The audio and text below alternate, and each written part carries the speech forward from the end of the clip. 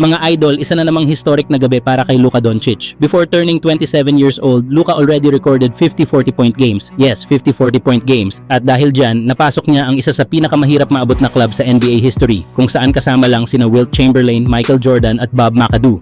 Sa bawat game, pinapakita ni Luka na kaya niyang kontrolin ang laro sa level na iilan lang sa kasaysayan ang nakagawa. Yung kombinasyon niya ng skill, talino sa court at confidence, parang sobrang dali lang para sa kanya. At ang nakakamangha pa, mga idol, hindi pa niya naaabot ang peak years niya. Bawat laro, may bago siyang nilalagay na chapter sa legendary story na binubuo niya. Ngayon na nasa Lakers siya, malinaw na championship title na lang ang kulang para tuluyang mapabilang si Luka sa hanay ng mga future Hall of Famers ng franchise.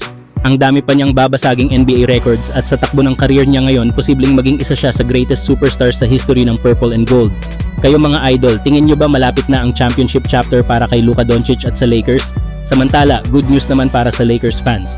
Ayon sa ulat, magiging full participant si LeBron James sa Lakers practice bukas matapos nitong makumpleto ang multiple days of practices at 5-on-5 sessions sa G League ngayong linggo. Ibig sabihin, malaki ang posibilidad na handa na itong bumalik sa aksyon anumang araw. At dahil dito, nagmumukhang posible na maglaro si LeBron James sa kanilang home court laban sa Utah Jazz. Matagal nang hinihintay ng Lakers faithful ang pagkakataong makita ulit si LeBron na maglaro sa Crypto.com Arena. At kung magiging maayos ang resulta ng practice bukas, pwedeng-pwede nang mangyari iyon.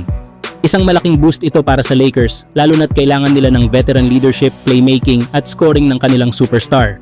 Kung tuluyang makabalik si LeBron sa lineup kontra Jazz, siguradong mag-iiba ang ritmo at kumpiyansa ng buong koponan.